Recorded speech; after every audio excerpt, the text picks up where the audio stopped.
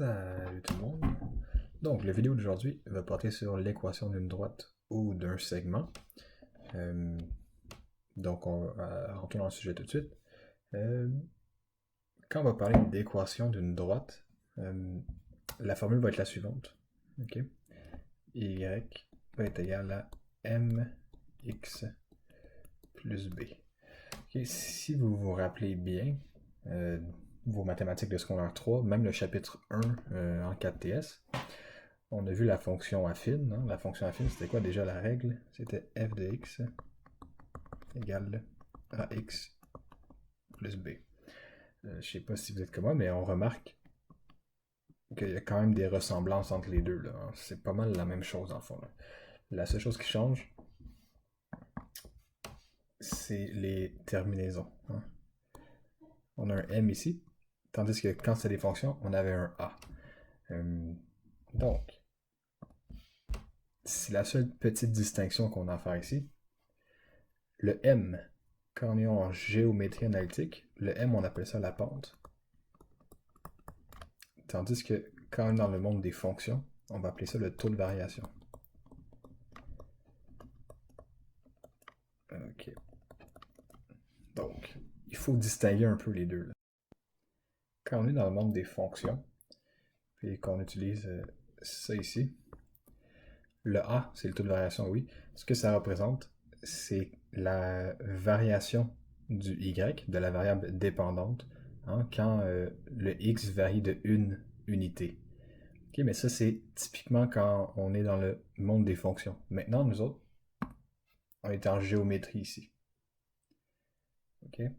La pente, comment on va définir ça? Donc le m, c'est géométrique. Ça va être l'inclinaison de la droite. Ok, donc plus la valeur absolue du m est élevée, plus la droite va être inclinée. Plus la valeur absolue du m est petite, plus la droite va se rapprocher de l'axe des x. Donc si on se fait un exemple, okay, si le m est grand, valeur absolue de m est grand, notre droite va être inclinée, ou elle pourrait être inclinée comme ça ici. Puis plus la valeur absolue de m est petite, et plus le m est petit, plus notre droite va être moins inclinée. Là. Elle va être presque parallèle à l'axe des x des fois. Là. Comme ça, mettons. OK. Maintenant,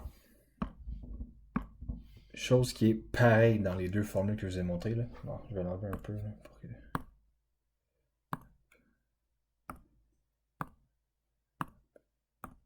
ça. Donc, si je reviens à la formule, y égale mx plus b, on vient de parler de la pente. Maintenant, parlons du b ici. Si vous vous rappelez dans la fonction affine, le b, hein, le y est égal à ax plus b représentait l'ordonnée à l'origine. Mais le b ici représente encore l'ordonnée à l'origine. Ok. Donc, l'ordonnée à l'origine, c'est quoi? Graphiquement, l'ordonnée à l'origine, c'est quand votre droite va croiser l'axe des y. Donc, si on se fait un exemple comme ça, l'endroit où la droite croise l'axe des y, ça ici, c'est votre b. Okay, c'est l'ordonnée à l'origine. Je ne reviendrai pas comment le trouver algébriquement parce que c'est la même chose qu'avec les fonctions. Vous faites ça depuis 2 ans déjà. Là. Okay, mais en gros, vous prenez un point qui est sur la droite, vous remplacez dans l'équation, vous isolez le b, puis vous trouvez la réponse. Là. Okay? Donc, ça conclut pour la pente et l'ordonnée à l'origine. L'important à se rappeler, c'est vraiment la formule d'une droite. Okay? Désolé, l'équation d'une droite. Je viens de remarquer aussi que je ne vous ai pas donné la formule pour calculer la pente. C'est la même chose que le taux de variation. Okay? Donc, pour calculer la pente, le m, ça va être égal à y2 moins y1 sur x2 moins x1. J'aurais dû vous le donner au début, désolé.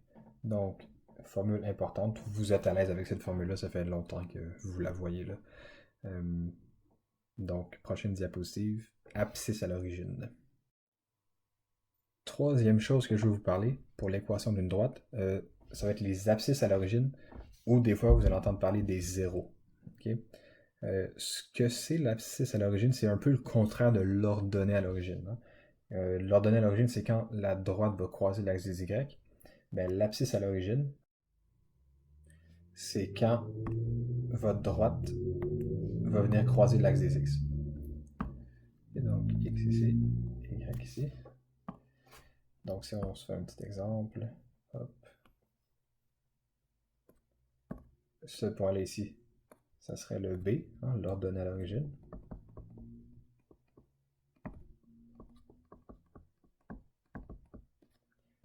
Et ce point-là ici, ça va être l'abscisse à l'origine. Donc, l'abscisse à l'origine, c'est quand la droite croise l'axe des X. Okay? Pourquoi je vous parle de ça? C'est que dans plusieurs des problèmes, on va vous demander là, de chercher les coordonnées de l'abscisse à l'origine. Et souvent aussi, là, si on vous demande de tracer des droites ou plus tard tracer des inéquations, deux points qui sont faciles à trouver pour tracer l'inéquation ou une droite, dans le fond, une équation, ça va être ces deux points-là qu'on appelle les coordonnées à l'origine. Okay. Maintenant, comment on fait pour trouver les coordonnées de l'abscisse à l'origine? Ça ici, c'est toujours le point X et le Y vaut 0. Okay? Donc, c'est une certaine valeur de X quand Y vaut 0. Donc, si j'ai Y égale mx plus b, l'ordonnée à l'origine, si je l'ai déjà, hein, je vais juste regarder, je l'ai. Par contre, l'abscisse à l'origine, comme je viens de vous montrer ici le point x0, on sait que y vaut 0. Donc, qu'est-ce qu'il faut faire? On prend le y égale 0, on vient le remplacer dans la formule. Okay, donc, on va faire 0 égale mx plus b. Et là, pour trouver la valeur de l'abscisse à l'origine, on va juste isoler le x.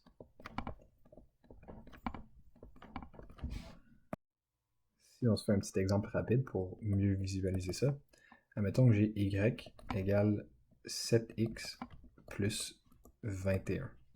Okay? Sans faire de calcul facile, je vois que mon ordonnée à l'origine, c'est 21, donc c'est le point 0, 21. Là, si je vous demandais de trouver l'abscisse à l'origine, ben je sais que l'abscisse à l'origine, c'est le point x0. Donc, je cherche x quand y vaut 0. Je prends le 0, je viens le remplacer ici. Ça me donnerait 0 égale 7x plus 21. J'envoie 21 de l'autre côté, ça fait moins 21 est égal à 7x. Je divise par 7, moins 3 est égal à x. Donc, mon abscisse à l'origine, c'est le point moins 3, 0. Parfait. Donc, c'est tout pour les coordonnées à l'origine. Prochaine étape, un petit exemple pour l'équation qui va récapituler tout ce qu'on vient de voir. Parfait. Donc, voici l'exemple. On a deux points sur la droite, 3, 3 et 5, 9. On a la droite D1. Première question, quelle est l'équation de la droite D1?